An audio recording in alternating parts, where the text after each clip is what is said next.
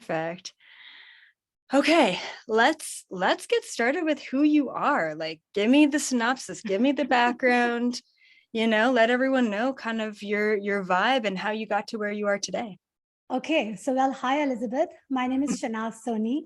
I actually I have to say that if somebody would show me a video recording of me today and when I was in Pakistan, so basically I was raised in a very conservative culture as an Orthodox Muslim. And my dad did not wanted me to go to school. And it was very deprived and it was extremely constraining for my spirit to be in this apartment that if I show you the picture, you will say it's post-apocalyptic looking because it's really messed up. And I would basically look in my balcony. I was on a third floor and I would look at the sky and I would say that, is this life? Is this it? Or there's more to the story, right? Because I was so confined in my life, right? With my dad saying, don't even go to school. And here I'm trying to understand what black hole is because I kind of had a very different type of mind and I was very much in a captivity. And there were times I actually looked at my third floor top and thought that maybe I should just exit, right? Because it was very hard, and especially for a girl. I mean, it's not like that you can just leave your house, you'll get kidnapped, somebody will take your body parts. I mean, it's a very messy situation. So I was very aware that I don't have any choice but to follow the plan. And I followed the plan so well. The only thing I didn't follow is I didn't listen to my dad. So I became so studious. The more he said, don't go to school, I became a bookworm because he was fueling my engine, right? And I became a valedictorian. And then I had pretty much, I could be anything. I wanted to be a doctor, by the way, but my dad said that doctor means you have to do night duty, and night duty means you can get kidnapped and raped as a girl. So that was not on the table. My dad didn't want me to go to school, as I told you, so he didn't want me to go to college. So I didn't tell him, and I got admitted at the engineering university because back home, there are only two professions that are respected, engineer and doctor. There's nothing else. So I said, well, if I can't become a doctor, I'll just become an engineer, right? It was kind of one of those things. And then I got the admission and I had a arranged marriage, which is how I came to America. So my husband to be came, he had like 7 girls lined up and I was the 5th one. And we had 1-hour interview and he chose me in that. And the reason he chose me because he was looking for a girl who can survive in America. And he could see in my spirit that I could.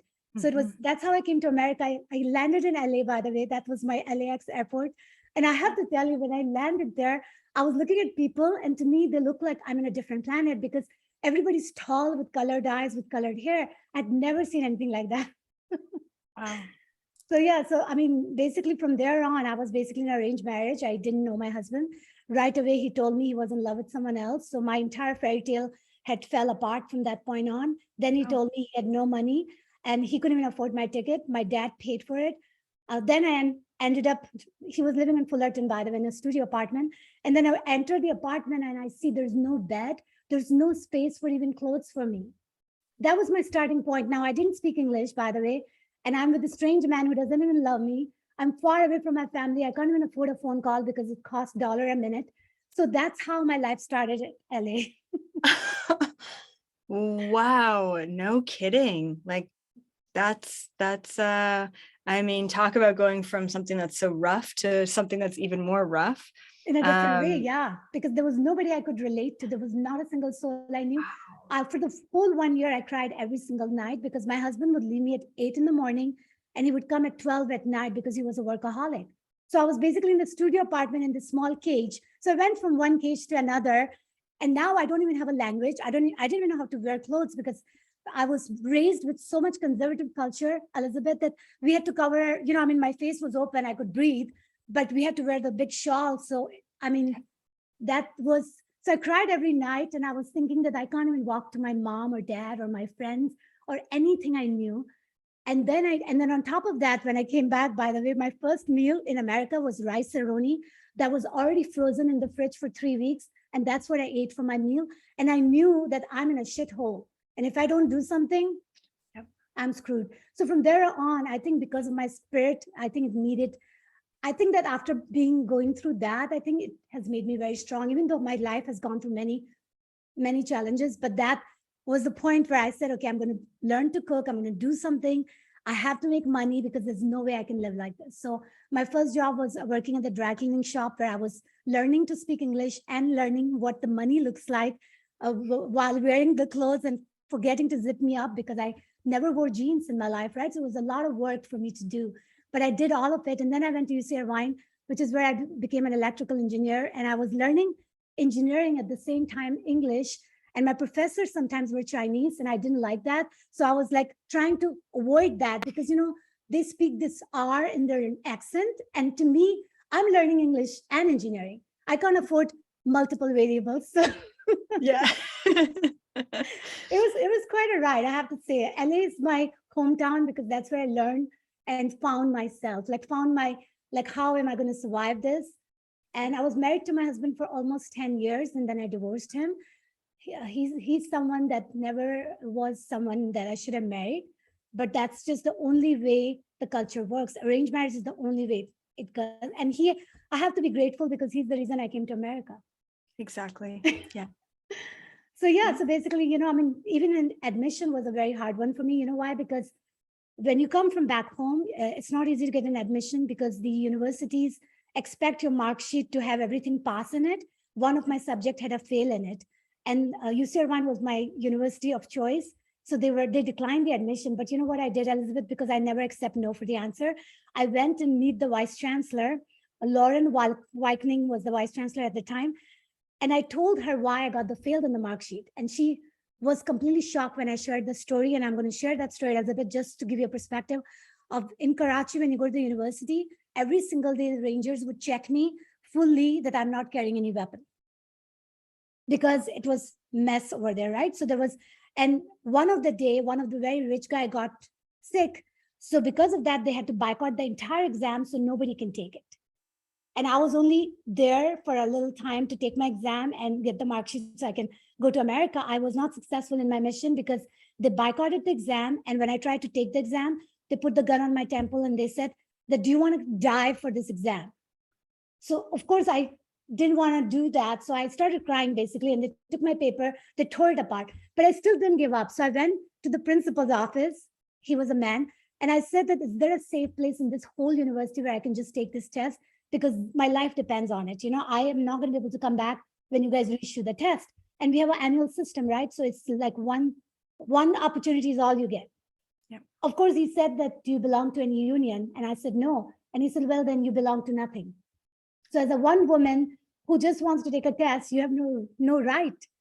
Yeah. And I just basically, so I basically, from that point on, I was very much happy that I was in America. And I have to say, when I became, and you know, when they sing the song, Proud to be an American, I was very proud because it's way more liberating here, even though there's enslavement here too, we all know that. But from my perspective, it was a free land for me. Yep. Wow. That's incredible. You have a lot of tenacity, you know, and that's probably why you're where you are now. You know, it's nothing's going to hold you back. And what I tend to find is when there's a lot of repeated trauma or repeated challenge, especially early in life, it's typically related to past life karma, right? Like you were playing out a lot of these patterns to challenge you, but also to make it through that to get to where you were meant to be.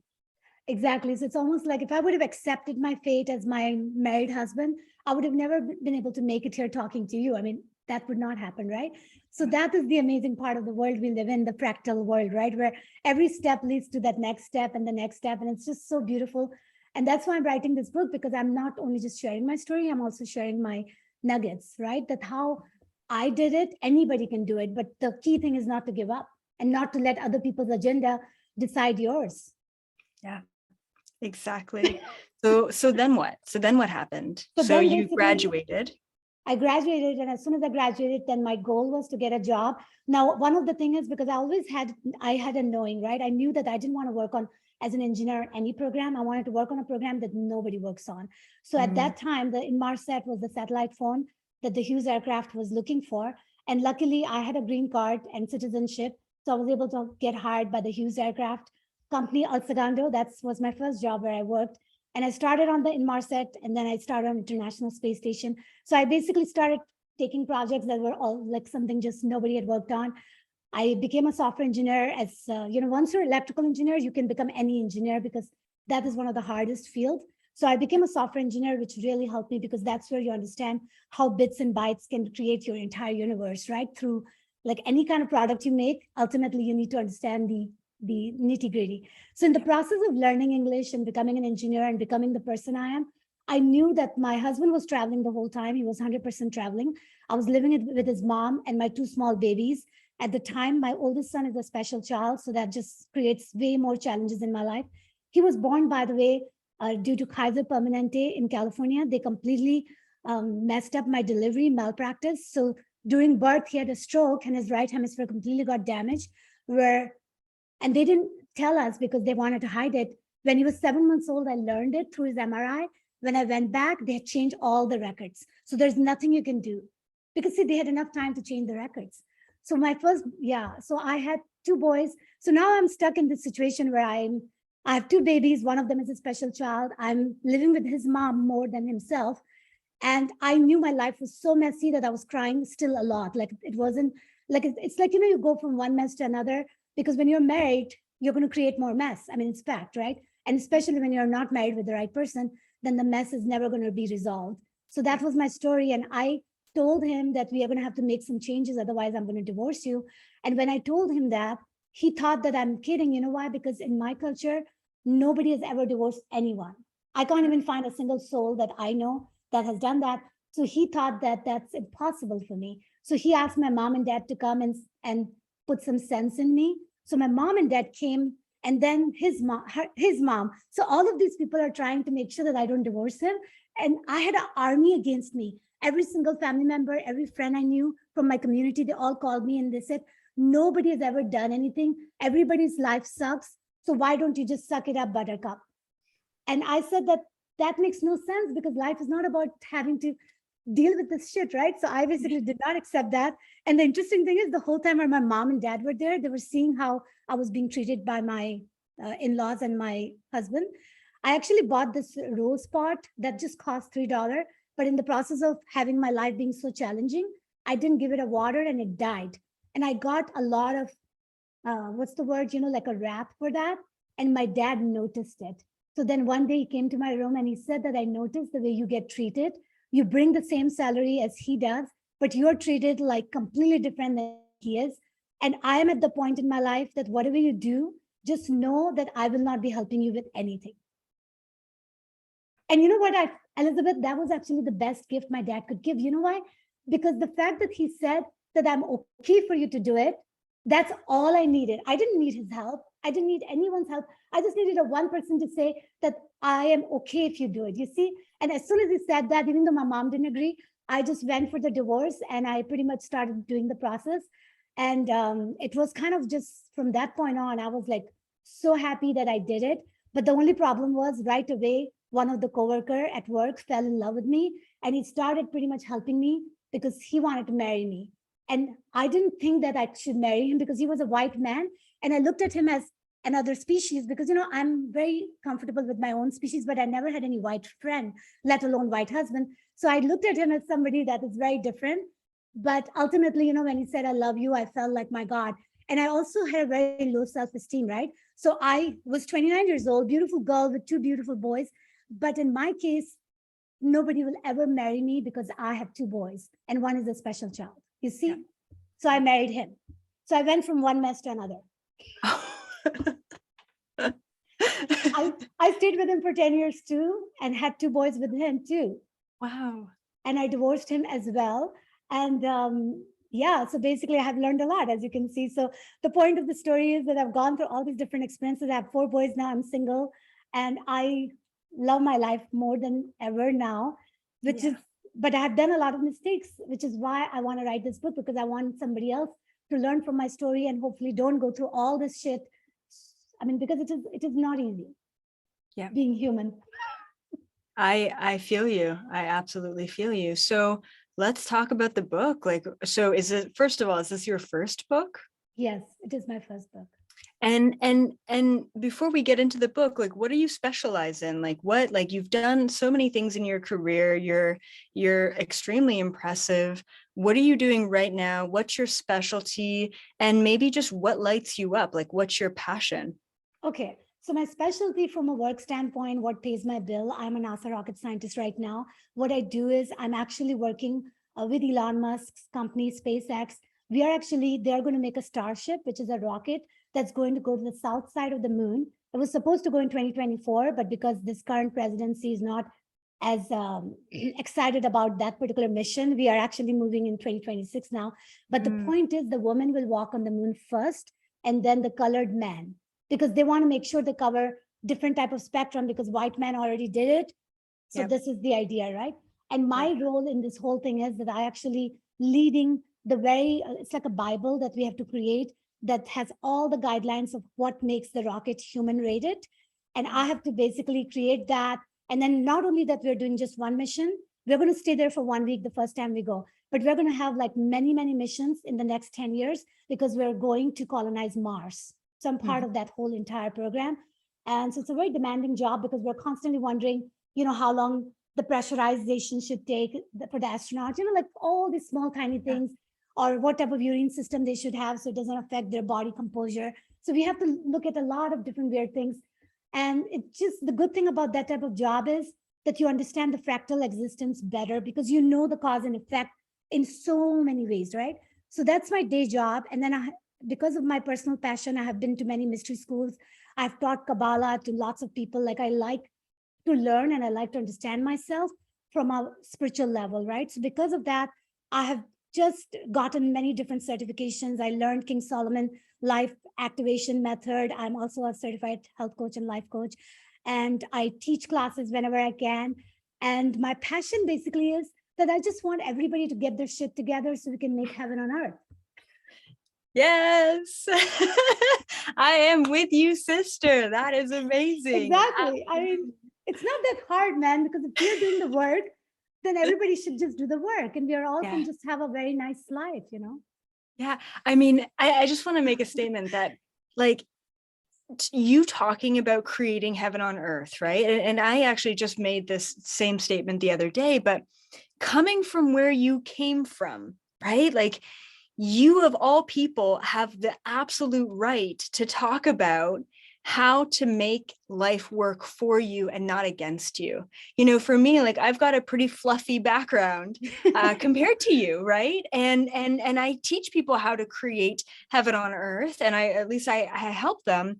But for you to actually go through all of the challenge, all of the strife, everything you went to get here, living your best life, having 4 beautiful boys, it's absolutely empowering and incredible. And you are a force to be reckoned with.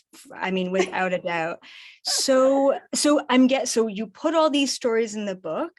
Give us a little lowdown and talk a little bit about the quantum side of your interests as well. Yes. So I think the quantum thing is just as a scientist, so I also work when I get time, I work with other scientists internationally. I'm part of the Sasha Stone. I don't know if you're familiar with him. Okay, so Sasha Stone is an activist, and he does this monthly thing where he gets all the scientists together so we can talk about different things. So just a few days ago, we were all together talking about what the impacts of CERN will be. But then we also had somebody who was living there right by the CERN facility, and then she was giving her feedback. So we do this type of play thing. So I have that as my hobby where I get to do a little bit of a science thing. But the fact is that I just understand the quantum physics partly because, just having a science background makes it easier to understand concepts because you've had to go through so much learning, right? And to me, like, it's very interesting. Like, I'll give a simple example with quantum physics. If somebody is looking at you, right, and you notice that somebody's looking at you, you notice it because of quantum physics, because, you're a moving electron. So you feel it, right? As soon as you feel it, you look at them, they notice it, so they look away. You see the point? So, and then, this whole thing that when people say recon, right? Recon means that you're only observing, but observation affects momentum. It affects the manifestation even. So that's why, like, all these mothers who are helicopter mom, they should know that they're messing up their children's life just by being constantly looking at them. Wow. So Wow. that's the part that quantum physics, right? Because so Yeah. it just becomes easy for me to understand that, and I like to explain it to people, just like quantum entanglement. When I was breastfeeding my baby, he was in the daycare, I was at work, but my breast was just completely spitting out milk, and then I would call, and the daycare would say the baby's crying, right?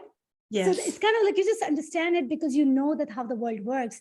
And I think that my whole thing was that how you feel like that, I'm working at NASA mainly because right now it pays my bill, right? I'm a new person, nobody knows me, and I'm getting myself out there. Ultimately, I would like to do this full time because I think it's time for people like me who have already gone through life in a different way to show the younger generation how they can learn from us and do way better than we have done. Agreed. I couldn't agree more. That's incredible. So oh man, just so many thoughts running through my mind, but I love what you mentioned about the helicopter parenting and how not only does observation affect what you're observing, but the observation, especially in helicopter parenting, with fear, having fear around your child. Are they going to be safe? Are they going to be kidnapped? Are they going to scrape Exactly. their knee? They're And constantly what feeding that. we're projecting that onto our child, so then all of a sudden their experience isn't their own and it's entangled with our own field, which can be extremely detrimental, as you mentioned. So fascinating. And right before we hopped on, actually, onto the recording, you were mentioning that you went through my quantum human workshop. Yes. So what did you think about it? I'm I so curious. loved it. I loved the fact, I mean, you explained it pretty much perfectly. That's what I'm saying. I love, like, you have this inner knowing. So you don't need a scientist label or rocket scientist or anything because you were born with the inner knowing. And I think the younger generation like yourself, you guys are coming, everybody has the information stored in their DNA, right? But I think that the more in touch you are, the more you can speak. Everybody can speak like you if they truly stimulate and activate their DNA and listen to themselves. They have the information. Like if you have a question, you have the answer within you. Yep, I Right? completely agree. So Yes. yeah, and I loved your exercise too, by the way, because that was very good. Because to me, giving a workshop exercise helps people to connect the dot because everybody doesn't understand through words. They need to do some action for them to take it home. So those were very good too. And I loved all of it. Yeah, I was very excited about it that I got to attend. Yeah, that is so cool. Like I feel so honored that not only did you attend, but like it made sense to someone with your background and knowledge. That's so badass. And I feel like one of the main reasons why I understand quantum physics at such a deep level is because I can see the quantum world. Like every action, every reaction, I can see the ripple effect of that, and then I can see the effect of it. I can see the cause and I can see the effect very clearly. And then you talk about different timelines and hopping in and out of that and seeing different timelines, and like there's a reverb that happens in my life where I'll make one choice and I'll simultaneously be observing the other choice that I made, but I didn't actually take action on it. And so I constantly live in this simultaneous state, which can be very overwhelming for myself. But I understand it through the experience. And just like you mentioned, it's one thing to teach something, which is great. Knowledge is awesome, but it will never be anchored into the lives of the people learning those pieces of knowledge if they don't experience it themselves. And that's why a lot of people come to me and they're like, well, how can we just believe you? Because you're the only one who's channeling this stuff. And ultimately, I can't ask anyone to believe me because they don't have that experience themselves. But most likely my community, just like yourself, will have some sort of reference point or experience of either the quantum or the non-physical metaphysical reality to say, yeah, that resonates. Or they're just so in tune with their own inner knowing. This is just a reflection of that, right? Exactly. And that is the thing, that what you always say, right? That people are going to drawn to you because they have the same resonant frequency and they are able to understand your message. And belief is something that we initiate within ourselves, right? We have a lot of beliefs that are not even serving us, but we have it anyway. Similarly, so to me, belief is something we have to all own up to, whatever we want to own up to, right? And nobody can, like, even if you go to your best friend and the best friend says divorce the man and you divorce the person, you're still making the decision on your own. You cannot blame someone else. Oh, you told me and I did it, because that would be the worst thing you can do, is take somebody else's word for anything. Yes, I completely agree. Okay, I have a question for you, and I don't know if you can answer it, but I haven't been able, this is something that I've been pondering for a while now, but it just popped into my mind. Okay, so I'm sure we can both agree that our minds cannot tell the difference between a dream state and a waking state, right? It's all the same. It's reality to our minds. It can't tell the difference, which is so fascinating. So the question that I have is, do you believe that through taking action, there is a subsequent effect of that cause of taking action, like moving something on your desk? Do you believe that thinking about taking the action or believing that you already took the action has the same effect as actually physically taking the action? I don't know if that makes sense. No, it completely makes sense. And if you really look at the Matrix movie, they kind of highlight the very fact that everything was downloaded to them through their neck gadget. You Yes. see? So they were not truly doing it all. Like, you can learn Kung Fu in like what, whatever a few time frame, right? It was very fast and furious. So it's almost like Joe Dispenza does the same thing, right? It's like he basically does all this testing where people are learning, playing the piano, and the one that are thinking about it. So the thing is that our mind is extremely powerful. Yes. Our mind is so powerful. I mean, and the mind, this whole mind, and actually I do this in my chapter 11, it's conscious evolution. The whole thing about mind and consciousness, right? It's kind of an interesting thing because, there are times they can be interchangeably used because it's very interesting. But I always say that mind is more of an operating system and consciousness is a software that's running in there. Yes, absolutely. Yeah, I always say that the brain is the hardware, the consciousness is the software. And what we're doing within our 3D to 5D evolution is we're starting to utilize our 5D capabilities rather than just relying on the 3D, which is, I don't know. I feel like we're a far way off from understanding the true capabilities of quantum physics. I mean, we don't even know what dark matter is, let alone, we don't know what 90+% of the entire universe is made of. Exactly. Do because you have a theory on matter. that? It's only 5% matter. It's 85% dark matter, and the rest is dark energy. So we have only 5% matter. So you're right. By the way, I wanted to make sure that the question that you asked before, I want to make one more point, is that the way it's going to work is that you truly have to believe in it, though, right? So that is the key point, because if you feel that just by thinking about it, it's not going to work, it's not going to work. Yep. I agree with you. Yeah. Yeah. It's just the belief aspect is so huge on that. It's very much, that is the subconscious programming that's built-in feature that you have, which is the one that comes in your way all the time, even in your manifestation. Because if you truly want something, like you want a $1 million, but if you're not going to ever believe in it, you can never have it. And so here's what I believe, and I want to see if you feel the same way. So talking about subconscious belief and how I'm rich doesn't really work because it's hollow. There's like this hollow energy to it because it's not the depth of, you're actually not making the connection because you really don't believe in it.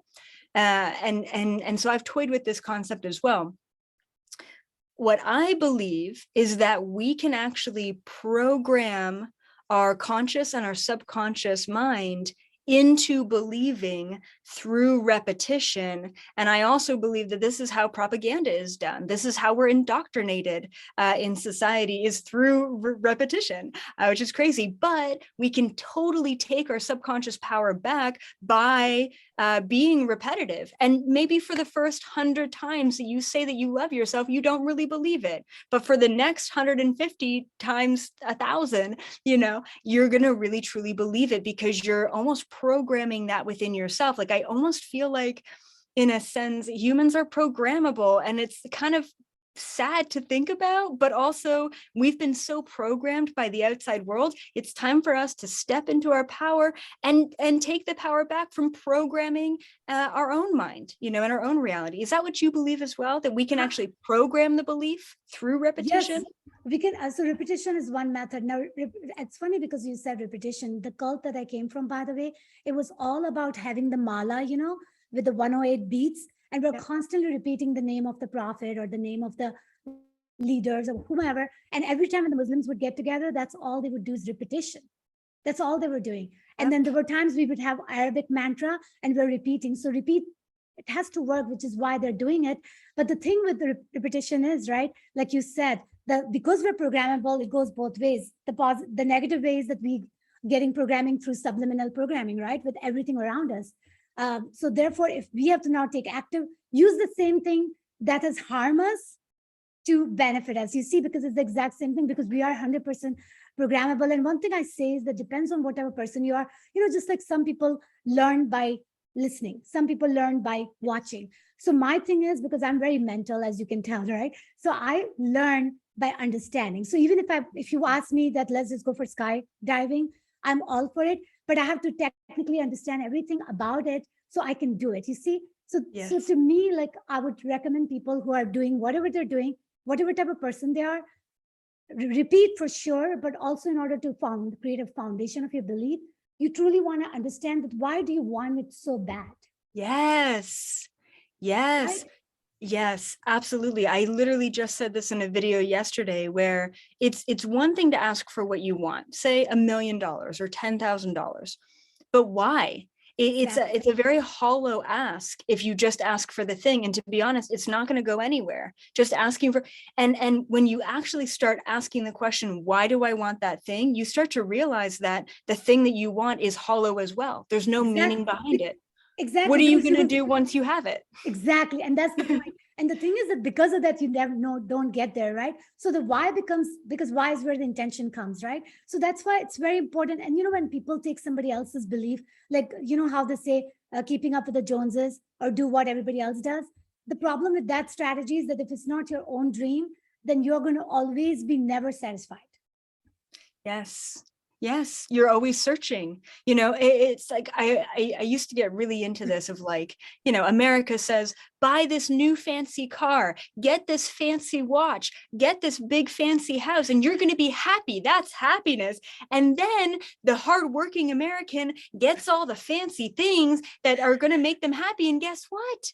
They're not happy. And that, I believe, is a huge trajectory into awakening. Is, all right, I'm here. I've got all the things that society tells me that I should have, but why aren't I satisfied or fulfilled?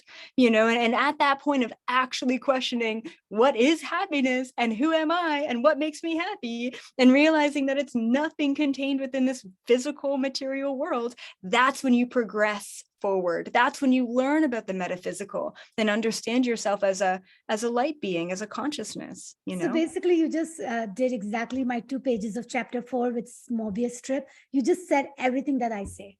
See, you and I speak the same language, even though we both are from a very different planet in so many ways, right? You can tell. So there's a reason that we're coming from all these different perspectives, coming to the exact same conclusion.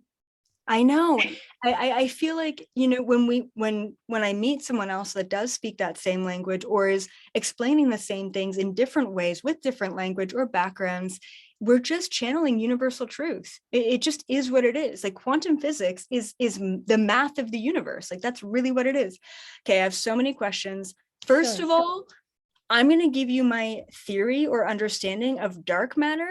Okay. And I literally just recorded a podcast that it hasn't been released yet. And this is a very new concept that I'm just playing with, but this is kind of what I think dark matter / dark energy is. Okay. I believe that dark matter, dark energy are actually just all of the other dimensions in this universe. And because we're coming from a 3rd dimensional place with 3rd dimensional technology, we're unable to actually observe the higher dimensional realms and states. So What I've channeled is that there's 12 dimensions in this universe. There might be a 13th emerging. I don't know. We'll see. But if we're in the third dimension, that's, I don't know what, I don't do math. That's like whatever percentage of the entirety of the universe, of the observable universe, right? Right, the In 5%. our way. And then the rest of that is the dark energy, dark matter. And I believe that dimension 10, 11, 12 is purely non-physical, and the rest of them are physical. And I believe that maybe the rest of the physical dimensions that we can't observe are the dark matter, and then the non-physical dimensions that obviously we can't observe either, 10, 11, 12, are the dark energy. And that's kind of the division. That's just a concept that I'm toying with because I've really been curious about dark matter, dark energy, because personally, I'm very curious about things that haven't been discovered or figured out yet, just very similar to you. So do you think that maybe I'm onto something there? Do you have any theories about dark matter, dark energy? Yeah, so usually like the only thing that I'm never sure 100% about is how many dimensions, because dimension can be infinite just the way parallel universe works as well. I completely agree with you that the physical dimension where we actually see everything, which is 5% matter, because everything's in material form, right? It's in a dense electron form, which is why you can see the table or see ourselves, right? Everything else is like is basically a possibility, a probability. It Yes. exists in the waveform, right? And the thing is that I always see that we are, like just like Earth is a layered being, right? We are also layered being. Now, the thing is that like, it's all about the frequency and vibration, which is not easy to gauge, right? Because you can be vibrating at a very different frequency than somebody else. The only way you gauge is that that person will never come in contact with you if they're not vibrating with the similar resonant frequency, you see? So that's the only gauge you have, but there's no way for you to know exactly, right? And sometimes we do come in contact with people and then we bring our frequency down just so that we can stay with them. Yes. Right? So Yep. it's kind of an interesting thing. So I believe that the entire dark matter and dark energy is definitely the world where we basically don't navigate because we haven't accepted all the facts about the parallel universe and multi-dimensions. And the very fact that, we don't see everything, you see, that's the only problem because our electromagnetic field spectrum is so limited. So what we see is what we truly think that exists, which is the biggest problem in the whole equation, because we truly see very, very, like, I think out of the percentage, the reality that we see is also less than 5%, by the way, what we truly see. Because yes, if you think about it, I mean, God knows if we are in a simulation world, I mean, we are truly playing a Hunger game. Yeah, I completely agree. And I think the worst thing we could ever teach our youth is you got to see it to believe it. I grew up with that phrase of, well, I'll see it, I'll believe it when I see it, sort of thing. It's like, that is indoctrinating us to believe in only what we see. And I mean, like you mentioned, we're only seeing a very small fraction of what the possibilities are. Oh my goodness. Okay, I have one more question and then I want to talk more about your book and release dates and like, I have so many questions for you. Okay. So you said that you're planning on landing this rocket on the south side of the moon. I have a curiosity about the dark side of the moon. Is there any sort of scientific, talk going on in SpaceX or NASA about, oh, we just don't venture over there? Is the south side of the moon the dark side of the moon? Like, do you have any sort of weird speculations or theories or, scientific talks about that? So it's interesting, right? Because from the narrative that we have, right? Just like narrative, right? That we live in, NASA, SpaceX, everybody has to be politically and correct in their own ways. So from a correct, because that's all I get from them is what I'm saying, right? Yes. I have my own intuition, I have my own understanding, and I'll explain that as well. So basically, dark side of the moon, they actually have picked it up because they believe that that's where they're going to find the special elements that's going to help them to create a fuel, like fuel and water and the basic things that is needed for us to go to Mars. And moon colonization is the step number one. And they believe that there's enough, even with the moon dust itself, there's enough, what's the word? Like there's enough innovation there that it would truly help them to conquer. So they are not really looking at the dark side of the moon like we would say from our understanding, right? Just like as in general, right? They're not even looking at it now. They have exact latitude and longitude where we're going to land and all that. So to me, okay, so now I'll tell you my personal thing, right? This is not NASA, this is me speaking. I personally think that the fact that we haven't been there for all these years, 50 plus, is because when we did go there, whenever we went there, whether some people don't even believe the moon landing was real, and I can tell you that if it wasn't real, the point was maybe it wasn't real at the time it happened, because we have a technology where they could have easily imitated a CGI technology where everything was just completely, there's technologies there, because the technology is always hidden from us because it's always top secret, classified. It's very hard for normal people to know about technologies because that's the only way you can fool the masses, right? I mean, how else are you going to do that? But my point is they did go to the moon at one point, and what they found was something that they were not willing to share because it is connected to every single thing that we haven't been shared. So when you open a one can of worm, you have to open too many can of worms. So what are you going to do? You're going to keep lying. Yes. So Okay. that's what's going on. I have a couple of things that I want to comment about. So I was speaking at a conference, I think it was in 2019 in New Mexico. And one of the other featured speakers, and we were on a panel together, was one of the original astronauts from the moon landing. And here's what he said. He said that there was a landing on the moon, but there was also contact with extraterrestrial forces. So they couldn't show that footage. So what they did was they literally did create footage in a studio, and they meshed the footages together to create what was basically shown to the public. So both are true, which I love because it's quantum physics, right? Exactly. Both are that is always true. Schrodinger cat, right? Yeah, Schrodinger's cat is like all the possibilities. Exactly. So now I want to ask you a question. What is your take on extraterrestrial life or aliens? So I do believe that we have different forms exist. We actually have our future self that is working with us right now, which kind of makes it a little confusing because they come from thousands and thousands of years. And I actually have somebody that I'm in contact with who communicates with them, by the way. So if you want to know more, I can go into that as well. But the point is extraterrestrial to me, alien, I mean, I'm technically alien, right? According to American standard. So because I have an alien card, green card, right? Alien card. So the whole thing about extraterrestrial, I actually would say star beings, because, to me, we all have been everywhere, right? You and I, we come from far away planet. Our mission was to help humanity. But in order to do that right, we had to truly understand it. And so people are hodgepodge. We actually are all from all these different places. So technically Star Wars is happening in the human form. And I do believe that Man in Black is real, by the way, because, like some people, they look certain way. And, one of the things that I'm extremely intrigued about is aura goggles, right? Like to me, it would be nice if you can look, if people even have aura, because not everybody has aura, right? Wow. So I do believe that they live among us. I do believe that just like you were saying about the whole dark matter and dark energy, the thing is that certain species, they don't really live in the 5% matter because they are not even able to retain, they are not dense enough to be showing up in our world like that. The only way you're going to see them or experience them is through your sixth senses, through your intuition, through the way you do, just being in touch with them. So that's the reason. And plus, if you really understand this whole thing that we are here is all about frequency and vibration, right? So if you're somebody who doesn't believe in it, you're never going to see them.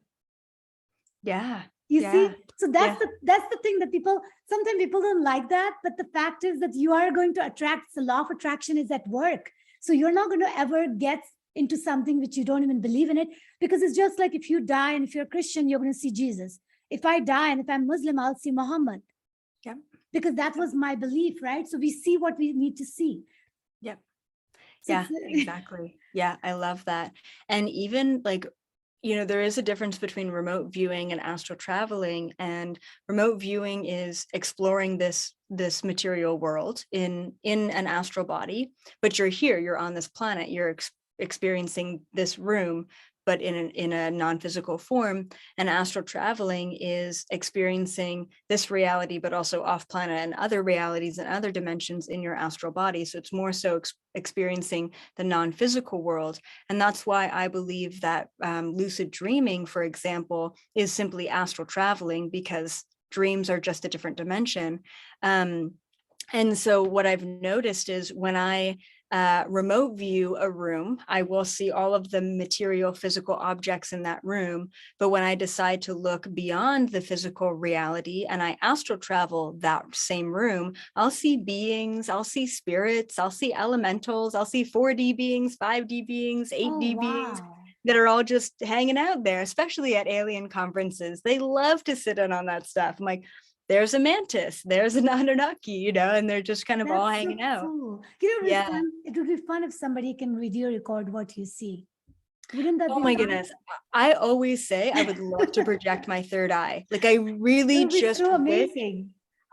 and you know I have been tracking some of the technology with like dream technology. I believe would be the exact same thing. Like if I'm able to read your past life or your Akashic records and I'm flipping through all of your past lives, I believe that there eventually in our lifetime is going to be a machine that they can hook me up to, and we can see all of that. If we can see dreams when we're sleeping, then we can definitely see the third eye experiences as well. I don't think that there's much of a difference there. That is true, actually. You know, they did a movie called Discovery, by the way, if you want to check it out. In that movie, they showed that there's a recording going on when people were dying, and they were able to record that information through the brain because they had the right equipment. Discovery is the movie, by the way. It's a very cool movie because it talks about the video recording of the people right when they're about to leave and what they experience, and they were able to capture that in the camera.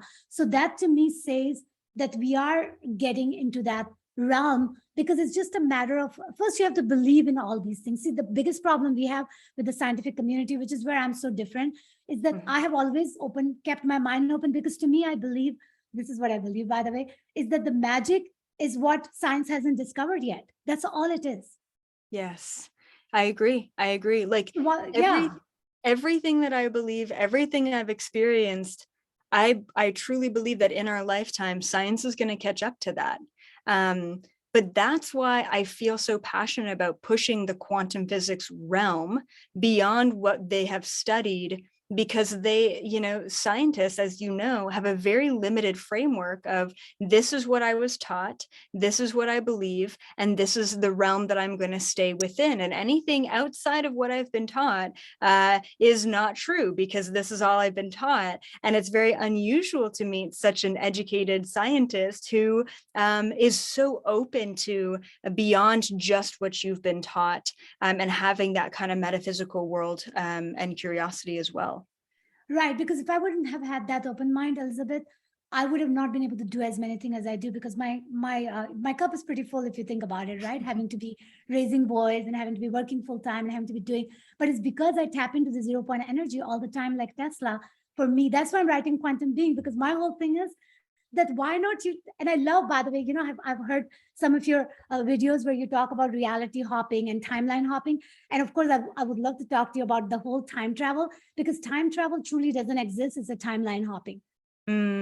Yes. Because that's why the whole past, present, future, because the only time that we truly perceive is present tense, right? There isn't any past, there isn't any future. Time itself is an illusion, because if you think about it, it was invented, right? In a way, this whole clock thing that we're taking with, because the only thing was cycle, rhythm. That's the real thing. But time is truly not. And we have been enslaved by this whole time bullshit. I agree. I completely Right? agree. So I do want to get to your book, but I also kind of want to talk to you about 0 point frequency. Can you Sure. explain that in your own words? Because I explain it all the time. And I truly believe that 0 point frequency neutrality, that's it. Like that is the doorway to everything else other than this. So Everything. can you explain it? And then can you also explain what is your process to get to that point? Right. So, okay, I'll tell you this. So 0 point energy, basically, the reason it says 0 point energy is because it's kind of a stillness. It's a stillness that is, it's just there. It's funny because our name is human being, which means we are technically a 0 point energy ourselves, right? Because it's just there. It's like there's no, it's not like you have to work for it.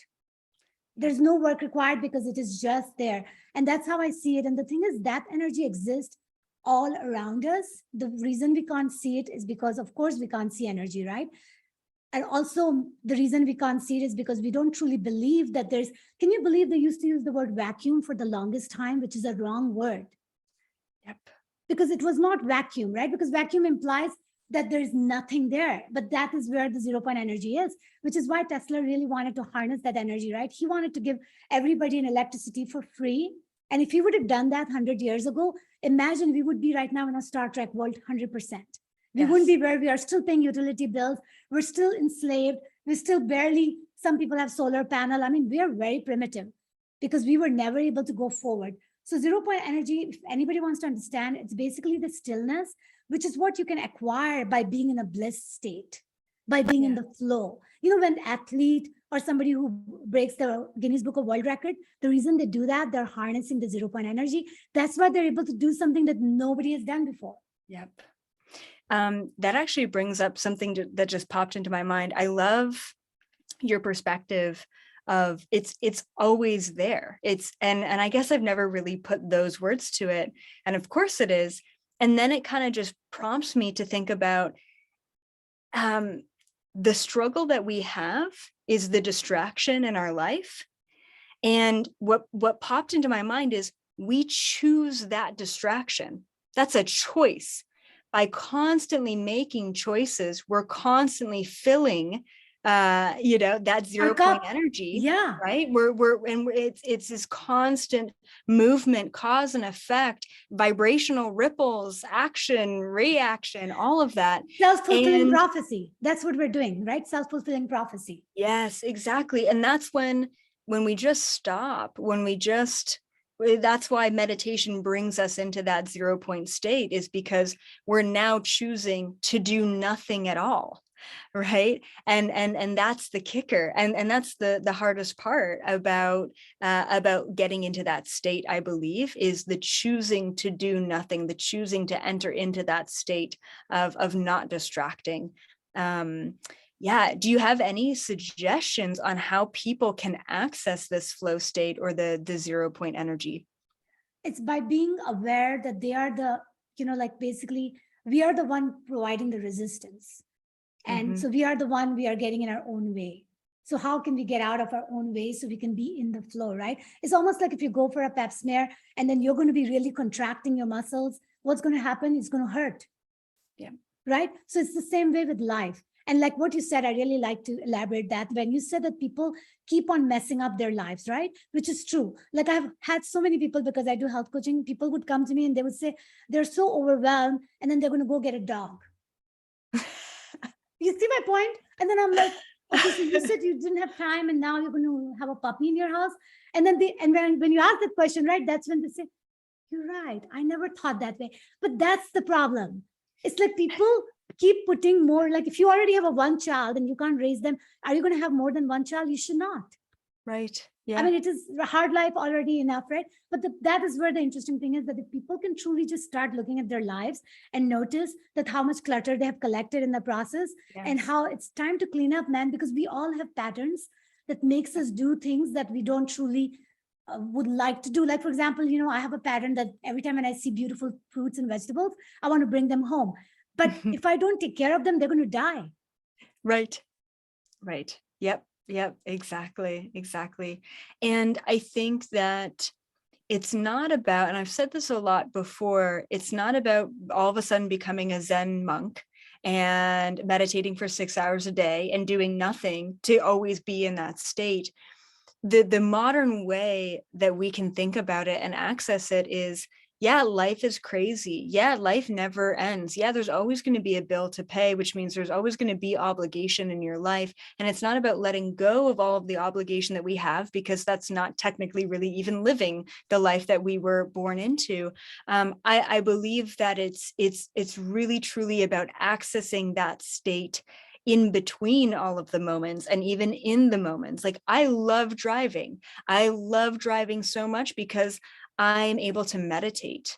I'm able to slow down. Yeah, I'm operating a vehicle, but there's this this access that I have in that moment, just like when I do Tai Chi, or when I take walks in the forest, or when I do yoga or sit down to journal, I get into that state. I mean, I personally have to get into that state to channel any information that I need to channel. I can't have my ego talking to me. I can't have my stomach growling. I can't, and you know what? My ego does talk to me, and my stomach does growl, and I do get hot, or I do get cold, and I have the sensations of life. I have the obligations of my reality, but I choose not to focus on them. And that's it. That's as That's it. easy as it is, because whatever you focus on is what you're creating. So if I choose to quiet all of the noise going on around me, and I choose simply to focus on connecting to universal truth, or some sort of quantum download, or information for humanity, that is exactly what I will receive. So my superpower isn't in being a psychic. My superpower is being able to tune out the distraction and tune Exactly. into simply what I want in any given moment. And that's why I find my life, and probably your life too, it moves so rapid pace. Manifestation is so rapid because we are so clear about our direction of what we're focused on, you know? Exactly. Exactly. And I 100% agree with everything you said. And you're a human radio, okay? So you decide which channel to dial in, and you can do a noise correction, error correction, all of that, because it's all part of your built-in feature, right? Yep. And it's kind of an interesting that, like, when you said this whole thing, like the reason, like you understand the whole time bending. Like, for example, you have 5 minutes, right? And you have 5 minutes. That 5 minutes can be very precious, and you can do so much in that 5 minutes if you want to. And that is the way I'm able to manage all these different roles I play, right? Is because I never look at the time, and I create the time expansion as based on what I want to get done. Yes. So that 5 minutes, I can do a lot of things if I want to. And it's funny how you're internally, like, because I have to speak in the meeting, let's say, right? And I'm going to go and do my sun activation in the backyard. And right away, when I'm supposed to show up so that I can speak, my body walks into my computer, and then I start doing my meeting and I'm speaking, right? So because, I have that self-discipline, and I think we can all have that. Mm-hmm. And I completely agree with you that this whole thing about monk, it's funny, I have to say that I always thought that, being a monk is the best thing I can do, because when I was young, I wanted to be the best human being. And I was told by my mom that it's harder to be just a normal human being and live life, get married, have children, because that is actually harder than just being a monk. So if you can do that, and then still be a good person, then that's what God is going to reward you for. So that stuck to me, right? That you are not supposed to not live. You're supposed to live, but still be able to be in that Zen state at what's the word? On demand. Yes. Yes. Absolutely. Yeah. I love that. I've had the thought for pretty much my whole life, since childhood as well, of like, I want to be the best human. And it's not about being the best human and abiding by the rules. Like, that's not what you and I don't mean that. It's Right. about, it's so funny because I've never heard of anyone else say that or think that before. Of like, I want to be the best human in the way that I want to experience everything that this reality and this body have to offer. I want to do all the things. I want to do everything once. I want to experience it all. And some things I won't like, and that's okay, because that's part of the experience. So it's really cool that you have come from that mindset as well. And you've accomplished so much. And, every once in a while, a lot of like people around me, like, say, I don't know, normal people living their 9 to 5s are like, wow, like, you're really doing a lot. Like, do you ever slow down?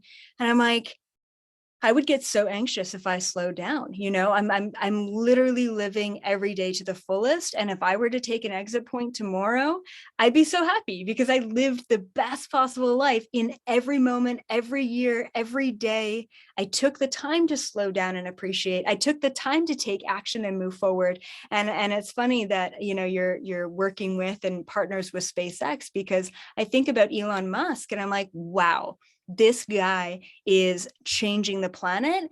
And how does he do it? Like, this is my question of like, how does he run these huge companies and have like 10 kids, and do it all? And I don't know what his personal life is like, but it just reminds me that one person can make a difference and we can do it all. Like, the only limitation that we have on ourselves is we put on ourselves, Exactly. It's, It's the belief, right? That exactly. we cannot do Yep. it.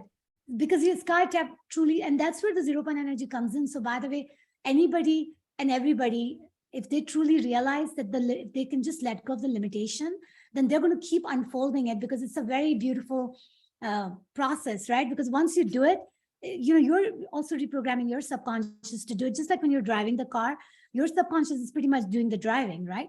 And you have mastered the art of driving and managing that aspect. And then that's when you do all the, have you seen the Doctor Strange movie, by the way? Yes. Oh my I God. love it. Okay, so isn't it amazing when he's sleeping and he had to read the book? He was reading the book at the same time. So that's exactly how I see. That's where the dark matter, by the way, comes in, because that is the dark matter part of you that's doing all the work while your matter part is sleeping. Oh, so cool. So tell me about your book. Is this your first book? And when is the release date? Yeah, it is my first book, and it's going to be released October 15th. It's what the deadline I've given myself.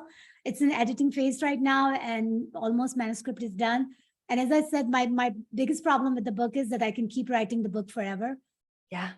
Right? It's hard, right? So I have to pretty much like just control myself, because because my goal is that the book is just a little bit of a window into what I want to offer, right? And my goal is that I'm going to use the book to help people understand the concepts in the book, teach workshops, be part of the retreats.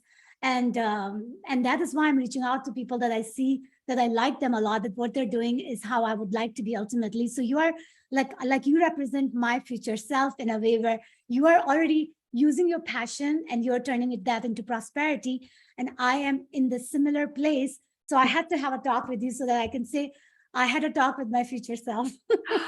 Oh my God, that's amazing. And if I can take a little bit of your sciencey analytical mind and apply it to my world, that would be incredible too. And here, we're all just pieces of one another. And what's really fascinating is, even you just mentioning little parts of your book, it sounds like it's very similarly structured to my first book, which is like, I wanted to give people a huge overview of so many concepts. Every chapter of the book should be its own freaking book.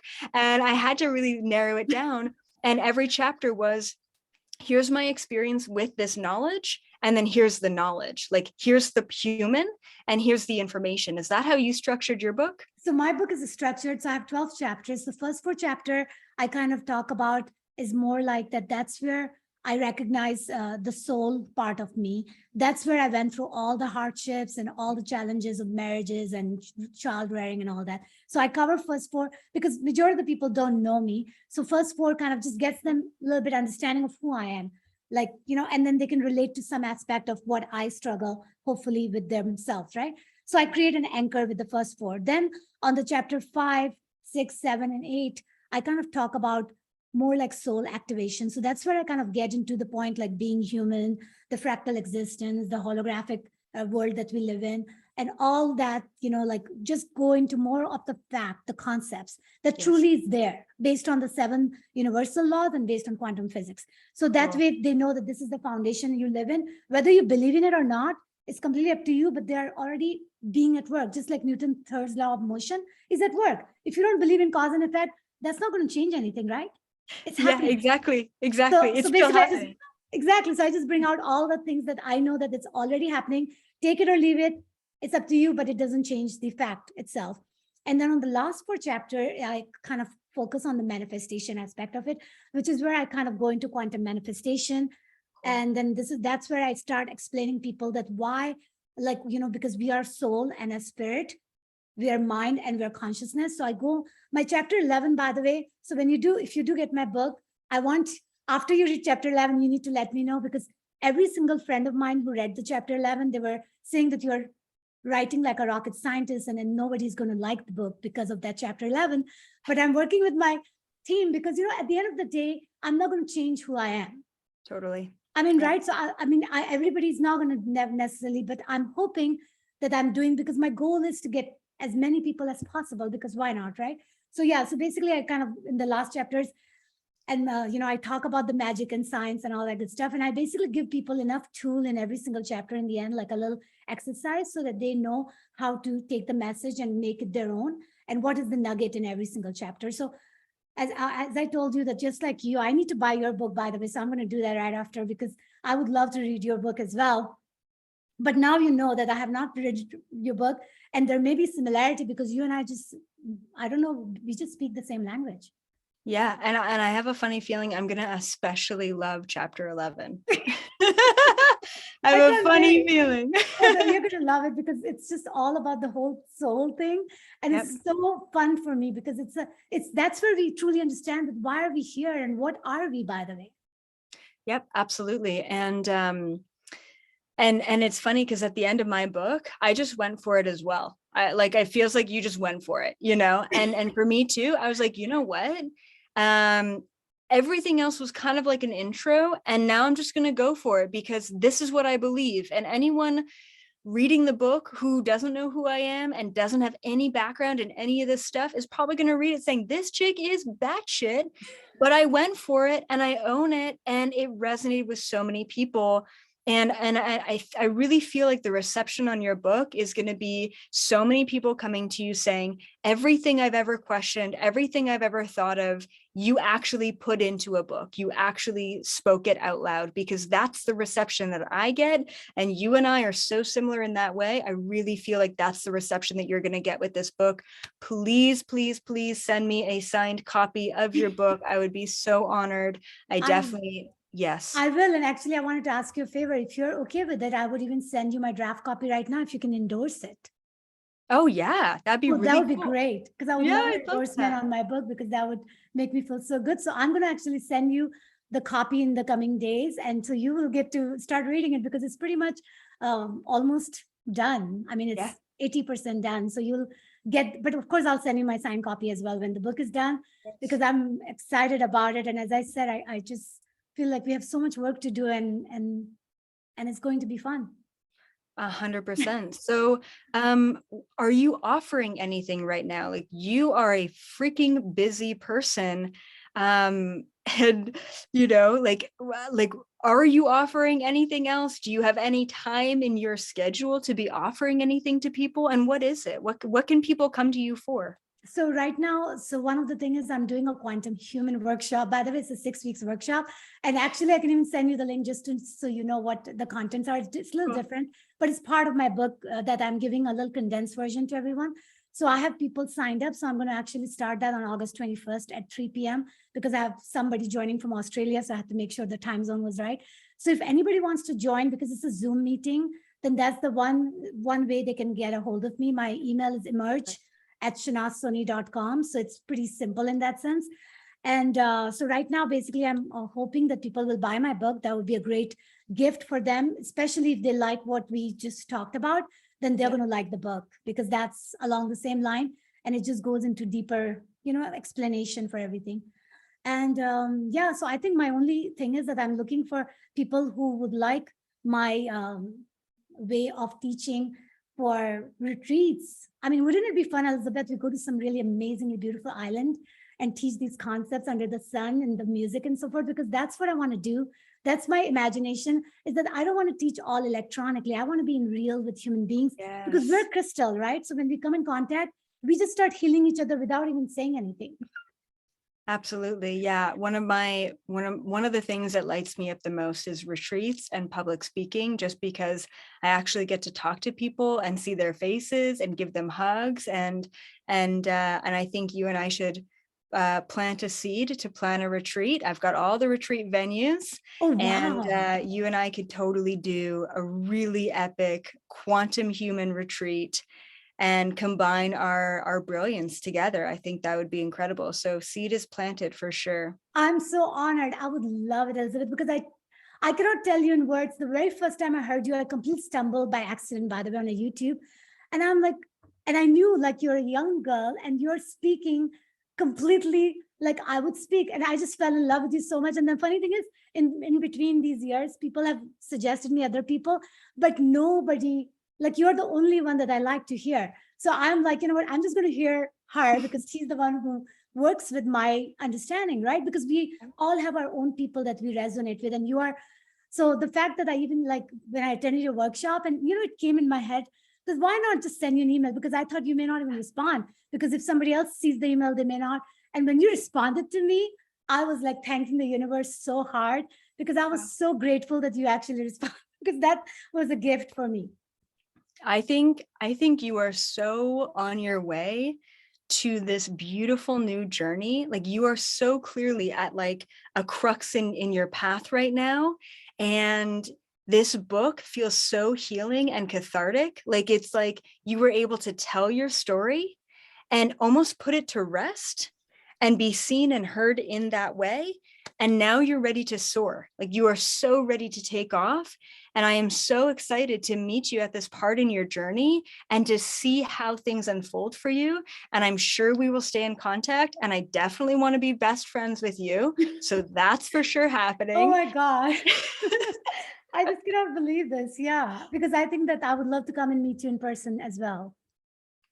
Absolutely. Absolutely. So I will put your links and your email and your website or whatever you've got to offer. I will definitely put it in the description of this video. And I want to say thank you so much for taking the time and sitting down and sharing your absolute brilliance with us. I am amazed for having the share light with you because you are an amazing soul and it's just so much fun having to have this type of conversation. So honor is mine. Oh, okay. I'm going to stop the recording wherever that is.